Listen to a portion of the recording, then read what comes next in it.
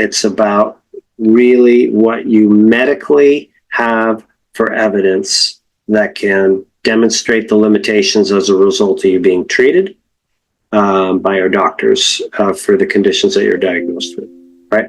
Then last, make your choice. So, if you look at the disability application process, the industry average for getting approved at initial application is 36%. And so my take is if you use the disability approval course, and it's going to certainly increase that. If you're considering using a representation, I would ask them what they're going to do at initial application, what their success rate has been, so you clearly understand what you're paying for. So those are the key things that at the initial application that will help you save time. And we're going to get into some questions that David has been monitoring. And let's address the ones first, David, that are relative to the disability application, and then we'll take some of the general ones. And I'm going to open up the phone lines in a few minutes, folks, as well. All right, let's do it. All right, first question. Do I need to get and prepare all medical records for my... Yeah. In my opinion, experience, no. And here's why. There are others that may do this different in the industry, but this is just what we've found that works. I showed you the document with the industry the checklist for your application, which includes your doctors. And that goes into your application online, and it's Social Security's responsibility to request your medical records from your doctors. And they commonly request for like the last 24 months. So it's their responsibility. The key is, if you're doing this on your own, to make sure that they get all the medical records and they don't make a decision with like 4 out of 5 of your doctors. Or if you use a representative, they have the authority to monitor your case file and make sure that all medical records are in there.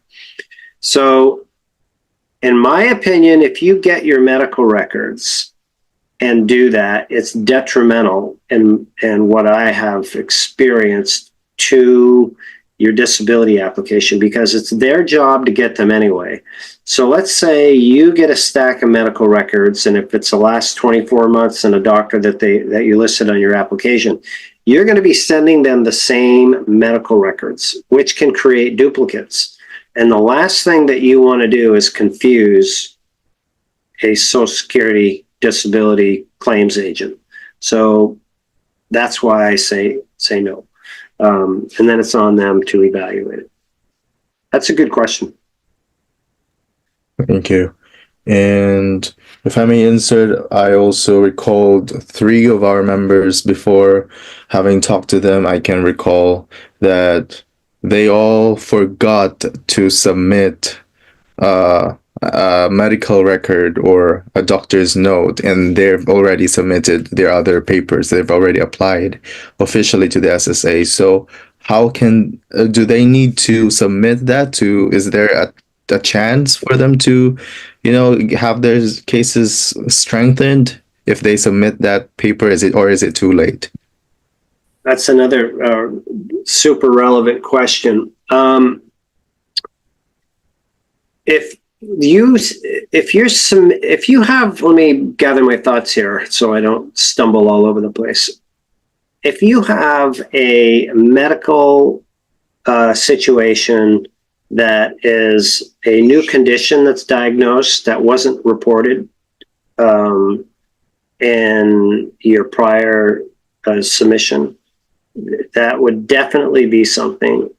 Or so let's say you had your A1C checked and it was like in the 7s, and before it was like in the 4s. So now you're diabetic. That's definitely something that you want to make sure is submitted. And yes, you can. You can submit the medical evidence directly to your claims agent if you're managing your own case, or ideally through your representative.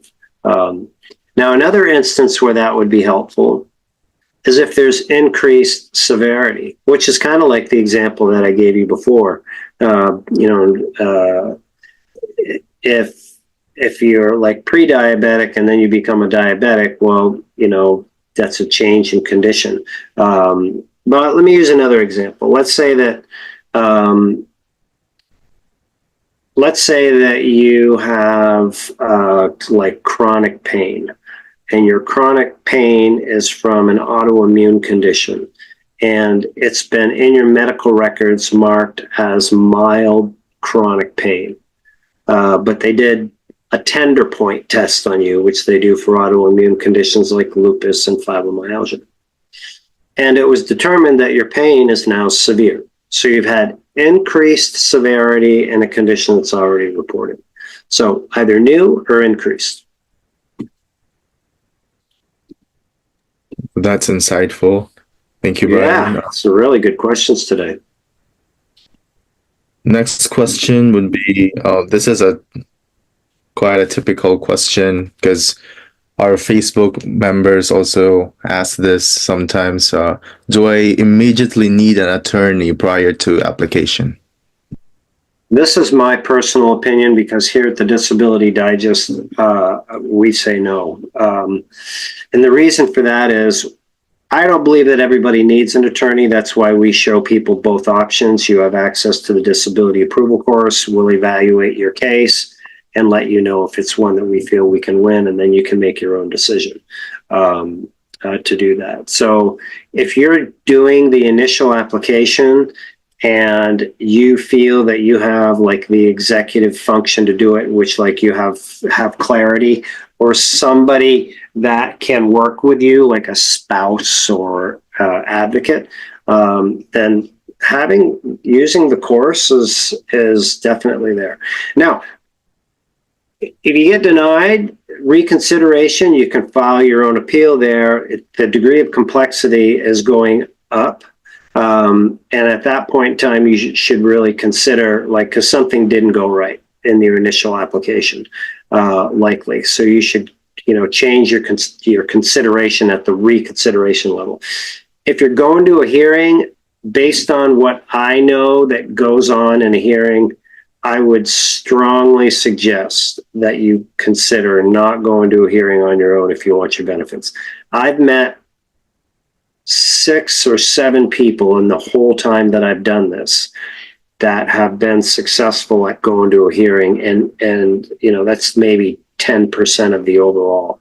It's just they have their own language. Many of the judges actually will not hear a case, prefer not to take a case, although it's their right, if you're not represented. No.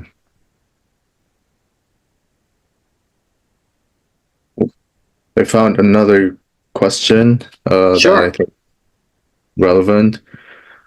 Someone here asked in our Facebook page, I have a hearing coming up soon, and if I wanted to request for my own medical records from the SSA, because it's been a while and I want to be prepared and even get reminded, so I need to look at them again, how would I do that? And someone here advised to everyone, make copies of everything, copy to your phone, make paper copies, duplicate everything, text papers, etc. People can lose stuff. Even the SSA can lose your papers.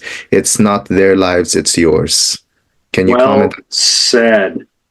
The hearing, this is an interesting point. I'm going to fill in the gaps here. Social Security is responsible for requesting the medical records at the initial application. So in the initial application, they usually have all those in before they make a decision at around, let's call it the 10-month mark now. So then after that, Social Security does not request medical records anymore. Now you can provide additional evidence, as I've outlined. So if you go through and you're going to a hearing, it is your responsibility to fill in that medical treatment gap from when they last requested the medical records. So if you're going to request your medical records, yes, you can do it. And what you would want to look for is make sure that your treatment story is all the way through. And you at any time have access to your case file. And if you're using a disability representative at the higher level, they should be able to download the case file and get it to you like really quick as well. So that is a good strategy to make sure. Did I cover all of that question? Yeah. Yes. Yeah. Perfect. Yeah. And speaking of papers, I'm just wondering, have you encountered people having troubles getting their process done because of typos, misspellings, wrong dates?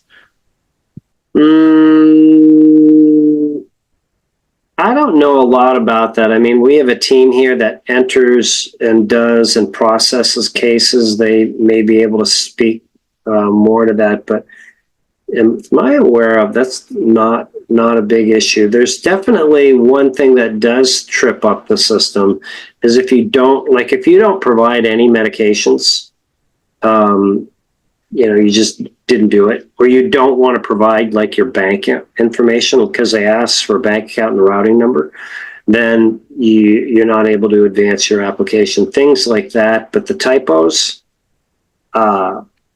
I don't know that to be an issue. Well, that's a good thing because, some people might, incorrectly input their own information and that can mess things up. Mm-hmm. Mm-hmm.